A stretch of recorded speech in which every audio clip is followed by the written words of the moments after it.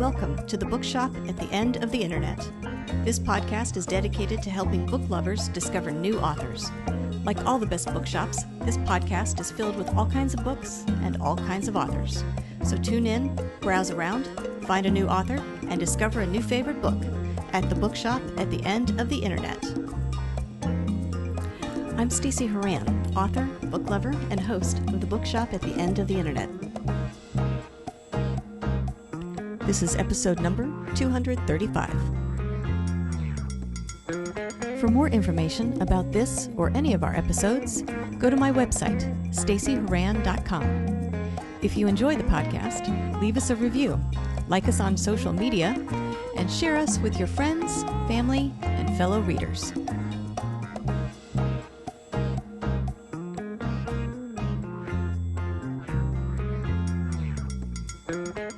In today's episode of The Bookshop at the End of the Internet, I'm chatting with author Patsy C. Robertson about her debut novel, A Concoction of Lies. After reading hundreds of books, Patsy was frustrated by the lack of representation of older people as main characters. In A Concoction of Lies, Patsy's characters range from their 40s to their 70s, and she places them in a thrilling, high-stakes game of cat and mouse, something she also wasn't finding in the books she'd been reading. In this story, Chance Moore leaves his job as an FBI cybersecurity specialist and becomes a cybercriminal, hacking the bank account of a notorious Guatemalan cartel member. He is kidnapped, smuggled into Guatemala, and manages to escape to the Belize border. During his escape, he crosses paths with Bonnie Hollister, a plantation owner who battles addiction and has recently been taken advantage of by a charming conman. When Chance and Bonnie cross paths, their struggles and their pasts catch up with them and further endanger them both.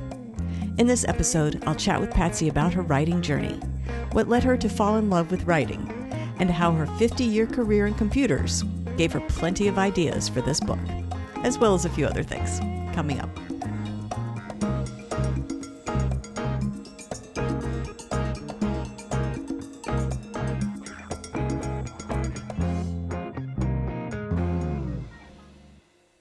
Patsy Robertson, I want to thank you very much for joining me today on the podcast. Thank you, Stacey. It is an honor to be here.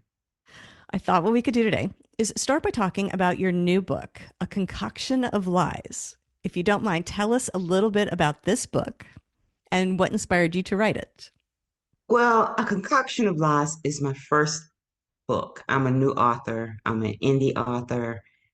And what inspired me was the lack of books that I was reading, and I've read hundreds and hundreds of books that don't feature older characters. It seems as though, like a lot of the media, at age 40, everything stops, or maybe at 50, everything stops, and people over that age become invisible. So whenever I decided to write the book, that I was going to feature older, more mature characters. And that was my inspiration. And in Concoction of Lies, I think the youngest character is probably 40, and the oldest one is in his 70s. Oh, okay. Yeah, and I decided that if I'm going to write about older people, it had to be exciting. So I decided to make it a thriller. And it kind of started from there. The book it focuses on two primary lost souls. Chance Moore is a FBI cybersecurity specialist who leaves his legitimate job at the FBI and begins hacking bank accounts. He hacks the bank account of a notorious Guatemalan cartel and steals their money. The cartel kidnaps him and has him smuggled into Guatemala. Then they give him two options: either hack for the cartel or suffer a lot of torture and a horrible death. But Chance manages to escape. And in the process of escaping, with the cartel hot on his heels, they shoot him and he is mortally wounded. The second protagonist is Bonnie Hollister. Bonnie is an older, lonely woman. She's lived a privileged life in the US and Belize. And she is currently in Belize to sell her family's 150-year-old banana plantation. But she's suffering from chronic depression and she's addicted to alcohol and prescription drugs. And she becomes involved with this unscrupulous businessman who puts her life and the plantation in danger. Chance and Bonnie's paths cross when Chance is found unconscious and close to death on Bonnie's plantation and is moved into her house to recover. As Bonnie struggles to solve her problems, Chance is anxious to leave the plantation before the cartel finds out where he is. But a squad of cartel soldiers using covert intelligence know exactly where he is, and they're coming after him. So I'll leave it right there because I Oh, want to leave some. right. We Yeah, can't give spoilers, but yeah. talk about a cliffhanger. Okay, let's dive a little deeper. I am curious about our two main characters, Chance and Bonnie. Different authors come to character creation differently. Some of them hear the voices in their heads and then they concoct a character around whatever these characters are speaking. Some see them as images and then they create the backstory for the characters and figure out what the characters are doing. How did Chance and Bonnie come to you? What naturally came to you? What did you develop? Did they change over the course of you sort of writing and planning the book? I'm curious. Can you give us a little insight into the creation of these two main characters? Well, computer technology is has been my career, like 50 years worth. It's all I've ever done. So I knew going in that this was going to have a technology component. I wanted it to be a technology crime, so to speak. And I wanted to make my male protagonist, I wanted him to be a really compelling person. So Chance, I felt as though needed to have a job, whereas he could have the ability to hack bank accounts. So he's 55. He's at the end of, say, the almost ready to retire when, he has this life altering event. So I wanted to make a great all around good guy have something happen that would make him turn bad or commit a crime. So in my creative writing classes, it was like that emotional wound, what would bring him down so low. And that's how I kind of worked with him. Mm, Again, I don't want to spoil too much, but he gets has a devastating event, and it's hacking bank accounts is his way of getting the money he needs, thinking it's going to solve his problems. With Vonnie, um, she's lived a very privileged life, and she's 60, but she too has this life altering event that really brings her down. Whereas the depression, I wanted to talk more about depression and how it impacts older adults. And that kind of sent me down that path. The depression, what she had to do about that, and the rest of her addiction with the prescription drugs and the alcohol were all a part of how she was handling this depression. So that's how I kind of built those backgrounds for them. But then to bring them to countries outside of the US, I wanted to do that simply because I wanted a different environment. I didn't want it to take place in the US. And Guatemala and Belize are next door neighbors. mm. So that was the reasoning for that. And have you been to Guatemala or Belize? Was this Oh, something you knew? yes. Oh, okay. So Yes. so you had some Yes. familiarity. You weren't researching from scratch. No, no, no, no. Okay. Because I Yeah, was going to yeah. ask you how much research you had to do for this. So obviously computers you knew. Hmm. Maybe I'm going to assume maybe hacking was not necessarily part of your 50-year career. No, but had to deal with a lot of them. Had to deal with a lot of them. Yeah, So and then travel. I assume travel was is a big thing for you. very And big. okay. Hmm. Okay. Yes. So in the balance, you knew a lot going into this book and built around your own knowledge for the story. How much research did you end up having to do though? I mean, it's a novel, you get to make it up, but how much research did you find yourself doing? Oh, a lot, a Mm, lot. Not only with the physical environments, the countries themselves. Like I said, I have traveled. I have been to Guatemala and Belize several times, and they're both breathtakingly beautiful countries. So I kind of have to apologize sometimes for how you make it appear, because there's a crime going on. But I love both countries. I love both countries. And just for Belize, I had to look up a lot of uh, the impact of migration from their neighbors. Belize is probably one of the most stable and well, it's the only English speaking country in Central America. But they are impacted by a lot of the migration from their surrounding neighbors that come up through on their way through Mexico, on their way to the United States. So I touch on that in the book as how it impacts them. Also, the research into the addiction and depression among older adults. That was an eye opener simply because of all of the publicity that's been in the news about opioid addiction, et cetera. But they seem to focus more on younger people and not on senior citizens or baby boomers.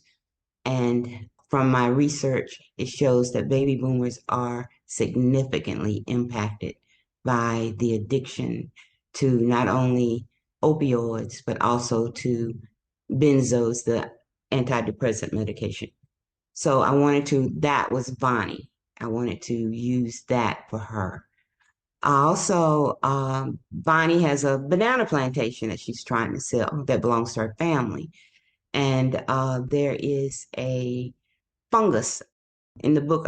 It's called Panama disease that is destroying the Cavendish banana, which is that common banana that we all eat every day.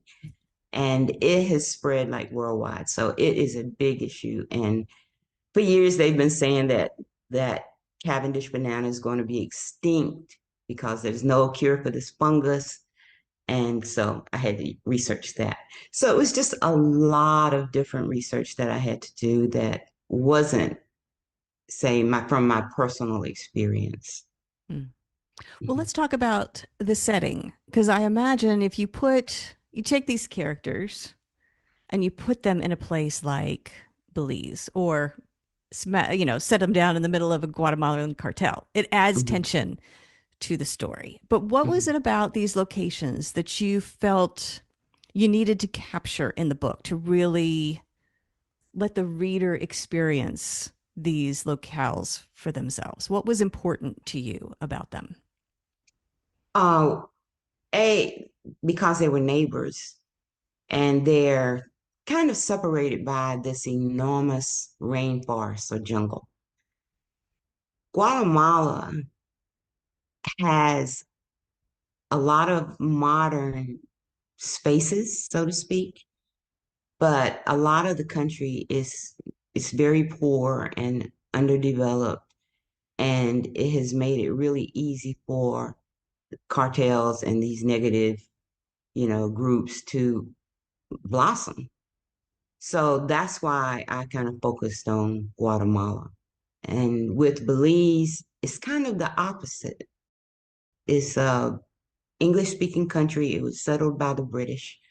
It's a lot more sophisticated, even though they also have a lot of rural, undeveloped areas. And it's a haven for retirees, US retirees, European retirees. So it's a lot more developed and progressive. I'm curious because you said you've read a lot of books, and this is your Yeah. debut novel. How did you approach it? Are you of the school where you create a detailed outline or you plot everything out first, or was this something where you just sat down and you started pantsing the story to see where it would lead? How did you approach it? Very methodically. Oh, okay. I was taking during COVID, like a lot of other people, and like a million other retired senior citizens, I retired, and I was bored, just bored, and started looking for a new hobby.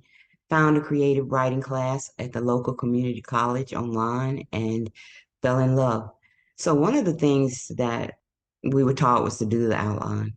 So I started with a broad outline, then kind of kept refining it. So otherwise, I would go down a rabbit hole and get lost. So I had to have a method or process to follow in order to, you know, not spend all of my time rewriting things. So, what comes first for you then with with the stories? Is it character first and then sort of plot and setting and all those other details, or is it the plot first, the idea for the story, and then you fill it in with whatever characters you need and place it wherever you need to? What comes first for you? I think the characters, Mm, I I chose two, which at first I thought it would be a stretch, but I just didn't want to deal with one character. So the characters came first. And then I automatically knew the countries that I wanted to use. And based on the outline, it was kind of building from there. I built their backgrounds in the US, how they, grew up, got to the point where they started with, you know, moving on through these countries. Because the book kind of transitions from the US, chances smuggled all the way through Mexico into Guatemala. So, yeah, I kind of had to start with the characters and then the countries and move from there. okay. What comes easiest for you? Because you've written the book now, so and you've taken your class and you've worked with this outline for a long time. So I'm curious, what comes easiest for you? Is it creating that plot? Is it writing dialogue? Is it crafting the characters? And whatever is easiest, is it what you thought would be easiest when you set out to write the book, or was it a surprise? Um, I think dialogue is the hardest part for Hmm. me. Dialogue and making it realistic dialogue, because Mm-hmm. that was some of the feedback that I received from my editors. It's like, this doesn't really sound real, so I think dialogue is the hardest. I think setting up the scenes Mm. and was probably the easiest part because I can visualize that. I can Okay. visualize that much better, yeah, than actual Than dialogue. hearing the dialogue, hearing the characters. Exactly. Hmm. Interesting. Was that surprising for you that dialogue was so tricky? Yes, it Hmm. was. It really was. Simply because I'm dealing with characters that live in different countries that speak different languages. So the Mexican Guatemalan faction, they have a Hispanic accent, whereas the Belizean faction has a Caribbean accent.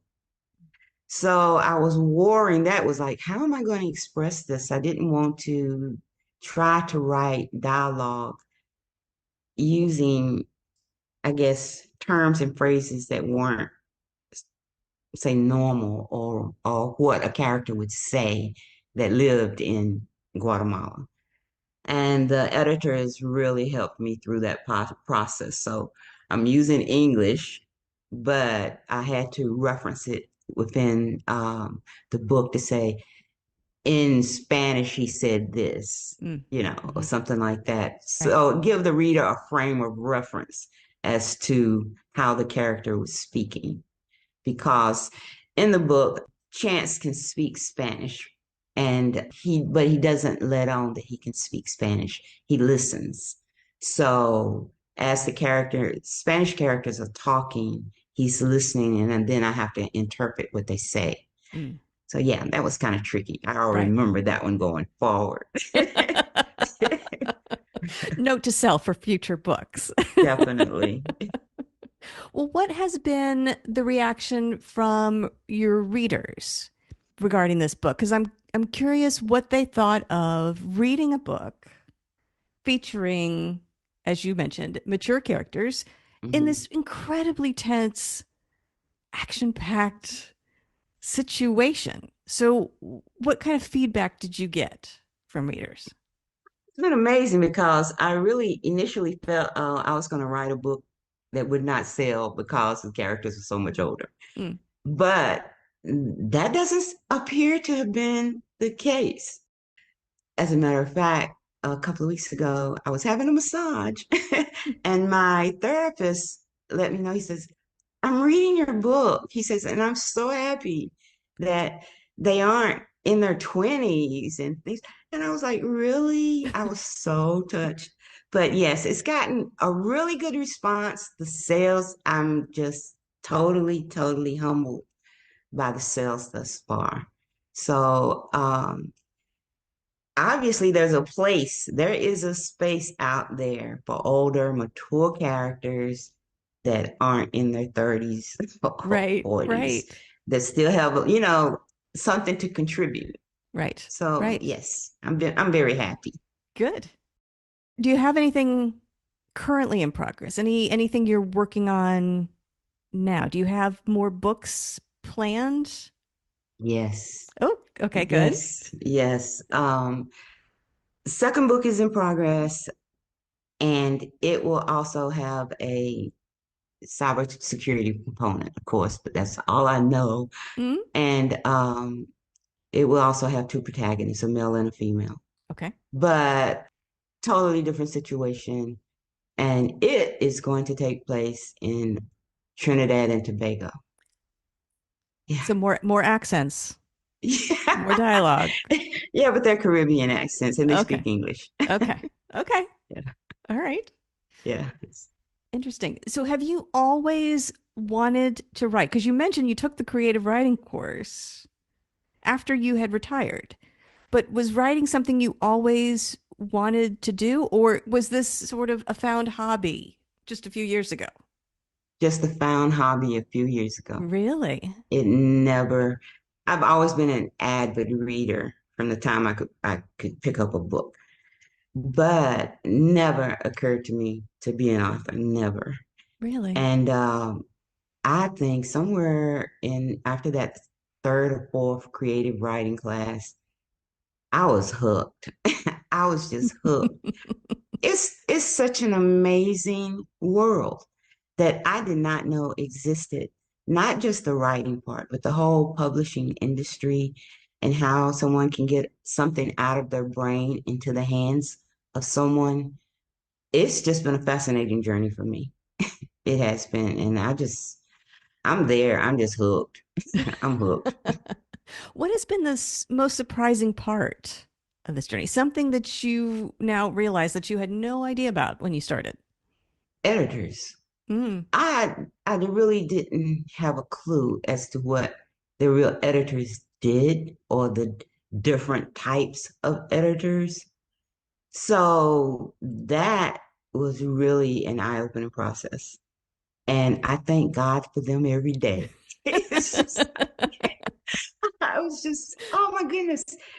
They made it so, I mean, they took my little manuscript, ripped it apart, of course, turned it upside down, mm, and said, you need to think about this a little more, or you need to expand this. You need to cut this back. This is too wordy. And I just kept following their little, directions and everything. And when I look back, when they finally put the book in my hand and I sat down immediately and started reading it, I was like, this is my book. I couldn't mm. believe it. Are Yeah, you yeah. ever surprised when you read back something that you've written? Has it ever hit you like, "Ah, I don't remember. That's actually good. I don't remember writing that. Like, have you ever been surprised by your own words? No, because I have reread this thing 150 times. During the process of the writing and the editing and everything. So immediately, when I find out that something's not right or whatever, it's almost like remembering the chapter and verse of the Bible. I can go right there and point it out. So, how different is writing the second book from writing the first one? I'm so much more careful because of the lessons learned. Mm. The lessons learned. I just have to make sure. I think I'm probably more, I don't say cautious with this one than I was with the first one. The first one, I didn't know what I was doing, you know? Hmm. So this one is like, oh no, you forgot to do this. You have to circle back. You know, they've got to see it, they've got to taste it, they've got to smell it. Right, So I right. have to go back and, rewrite it. So that's the difference. At least now I have something to fall back on, Yeah, those lessons learned. yeah. The experience is very different, isn't it? In some ways, you're sort of older and wiser as far as being a writer, right? So you know more, and the writing is, I think, Mhm. becomes richer. At the same time, there's a lot more restrictions, a lot more that you're carrying with you through Exactly. that manuscript. So I agree. it's almost harder, I think, to I write. The more you agree. I write, the agree. almost the harder it becomes because you're trying to remember all these lessons you were supposed to have fully integrated book to book to book. I agree. I totally agree. It is. It is. And the classes haven't stopped. I found so many resources online to take classes to help with better character development, to help with better scene development. And it just goes on and on. And I'm just so happy to have all of these resources out there that can actually help. So, yeah, the second book is proven to be a lot more intense than the Mm. first one. So you're writing the second one. Do you have that desire to sort of dabble in different genres or different formats, novel or nonfiction or novellas or poetry? Or do you have that desire to try all kinds of different things? Or are you focused on trying to find your voice, that story that you're just really good at telling? I think I'm trying to find my voice Hmm. because, prior to this book, I didn't have one.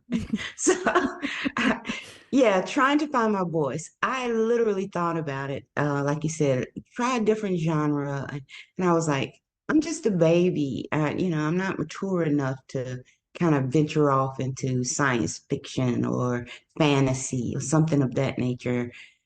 Just kind of get this one down first, and then maybe, later we can move on to something else. I initially thought about romance, and I was like, nah, got a lot of romance writers out there already. Just add some nuggets of romance in the what you're doing now and just let it go. But hone your skill at this one, the thrillers, and maybe later, maybe later. Sure. Well, there's a lot of romance out there. Probably not a lot of mature characters escaping a drug cartel by running through a jungle. So, yes, there's probably more of a market for that, I'm guessing.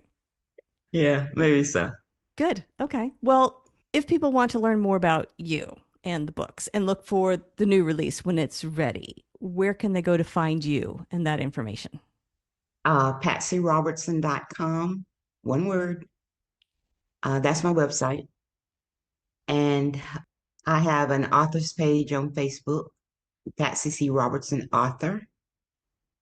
And then I have an Instagram account. And I'm building, I'm working on the Instagram stuff. It's like a new world out there and it flashes so fast. So trying to determine, I guess, relevant content not just a flash with me drinking coffee in the morning, something like that.